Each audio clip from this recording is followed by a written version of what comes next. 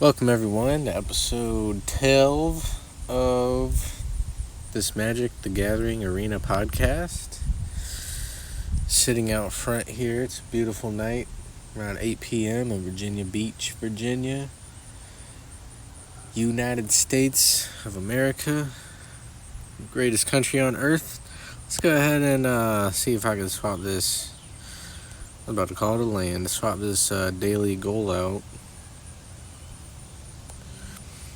See if I can get 750. Oop, I was lucky the last two times. Well, that's an easy one. Play 25 lands. You got to do that at some point. Still playing with I say new deck, a different deck. I think all the countries are great. Well, maybe not all of them, but there's plenty of good countries out there.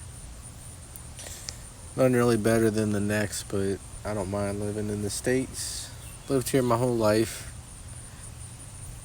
Which, I don't know. Maybe my life would have gone better if I grew up somewhere else, but that's neither here nor there. I'm here to play some Magic, so let's get it cracking. Alright, see what I'm going to play. I'm going to go to try to cast him first. I usually try to get him out there as soon as possible. He's one of the main creatures in this deck. This one's a really good defender. Yeah, anything with first strike and death touch. There are some caveats to that rule, but no matter their power or toughness, they're really great defenders because unless the creature you're defending against has first strike or double strike, if they somehow get indestructible without you knowing about it, it can screw you over. I think I explained that before in previous episodes. If I haven't, or if you haven't seen the other episodes, then now you know. This one has trample, and its goal is to get a whole bunch of counters on it, get its power and toughness really high, and attack your enemy, your opponents, and take their life away until they're dead.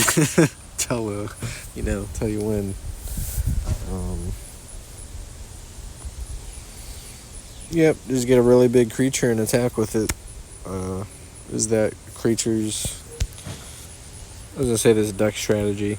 That's kind of one of the strategies in this deck.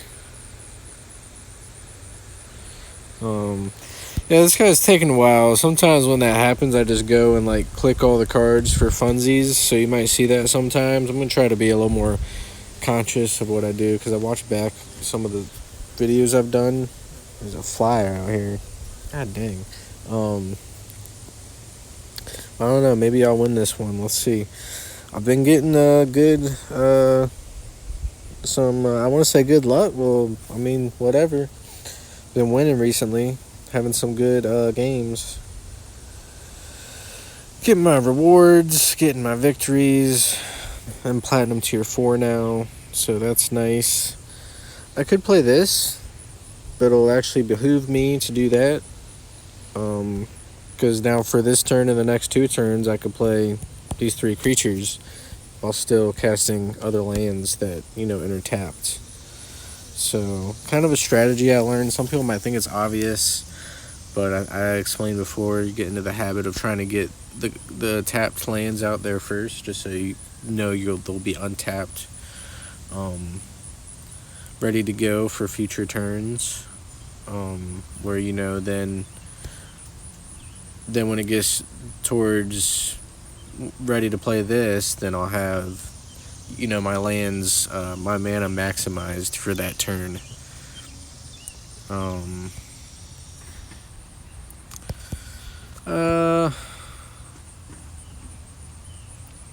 This also is good if you can get it to deal damage to a player, but a 3/3 I find is kind of hard to do it consistently. So I already know the land I want to play.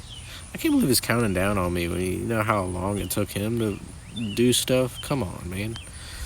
I know they counted down on him too, but whatever. I'm not going to attack because I want to build him up, and I already know I can. I can channel this, discard it, and Destroy target artifact, enchantment, or non-basic land, which he has non-basic lands, and then this will get a +1/+1 counter because anytime a land card is put into your graveyard from anywhere, put a +1/+1 counter on this creature. I don't want to block. Oh, maybe I should have blocked with this, but then I'll be kind of set back a turn. I'm going to go ahead and get this one out there so I have a better defender now. And go ahead and... I always want to say cast the land, but you don't cast it, you just play it.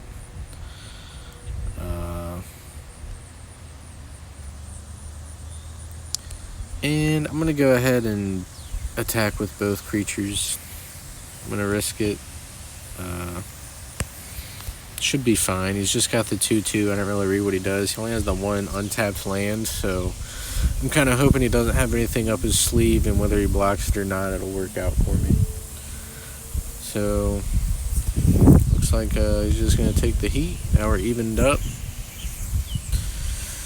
And might deter him from attacking next turn, or this turn now.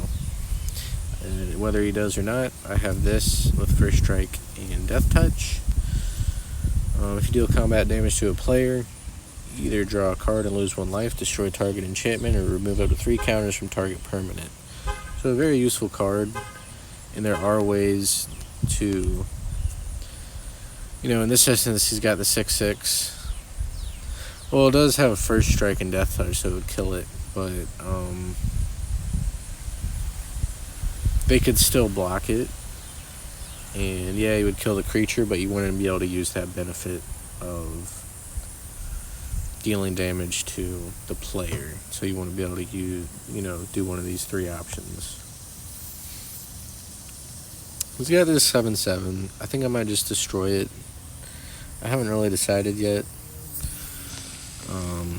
I could destroy one of his non-basic lands, but then he just gets to search his deck for a land anyway.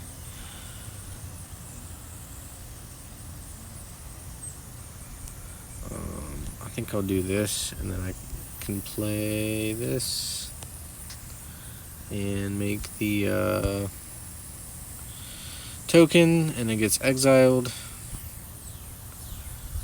Let's see.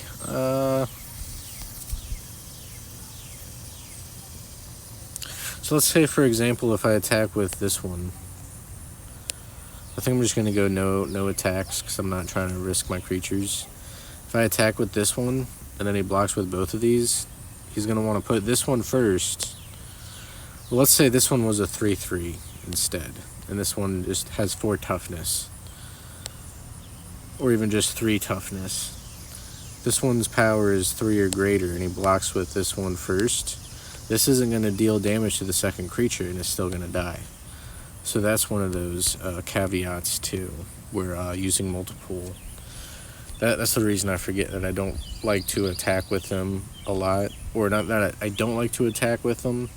The other one, Thalian, the Gitrog monster, you have to sacrifice a creature or land. That's one reason I don't like to attack with it often. I do it sometimes, but I usually just have it for the defender and its other benefits.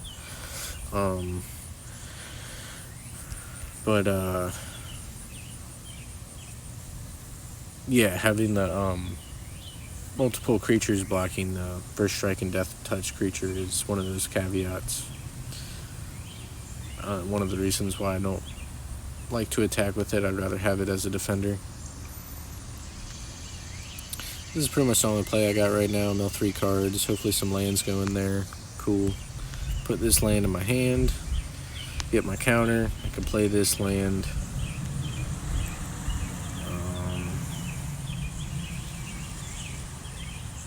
I'm trying to think. If I throw this out here, I might have to get rid of one of my legendary cards. Will there be time for me to use this to sacrifice it? I don't think so. I think you got to choose that immediately. Yeah, because I think the rule is that there can't be any time. So there's no in between. There's no step. What does this do? +2/+2 until end of turn. 5/6, 7/8. But no, I was thinking it would be a 5/6. He's got some pretty good cards. Let's try this out. Let's just attack with these two. I don't care if this one dies, because I have another one. If this one runs the risk of getting destroyed or killed, then I'll just exile this and give it indestructible until end of turn.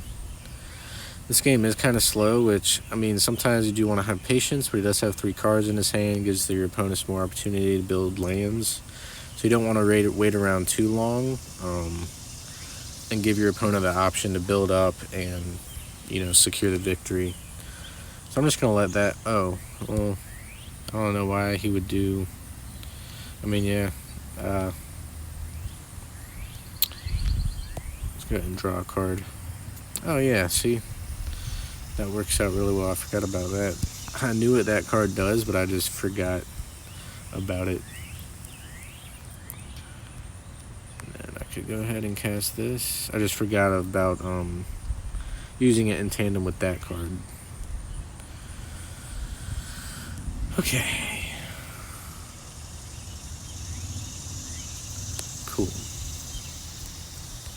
Having a pretty good game here.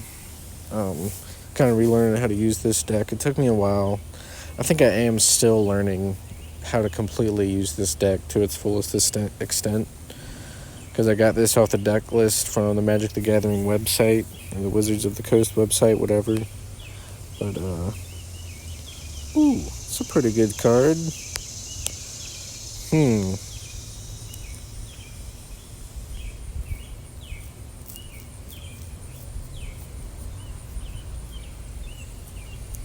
Dang. He's just gonna get counters galore over here.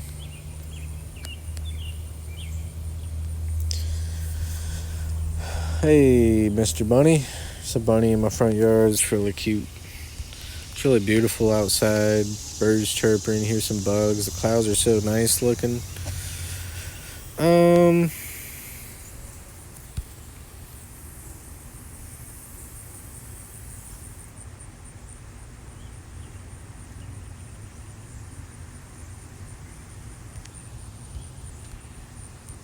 Let's just do this, because I don't do this often, and it's pretty fun to do.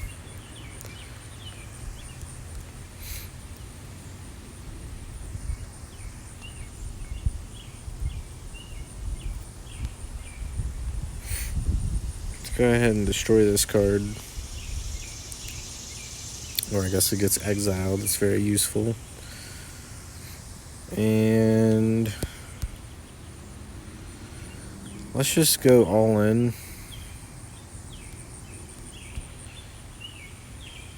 And see what happens. Worst case scenario, I gotta kill some of his creatures, which is nice. Oh, he's gonna kill one of mine. Probably shouldn't have did that. That's okay. I'm still gonna take him for 7, 8, 9, so I'm completely fine with that.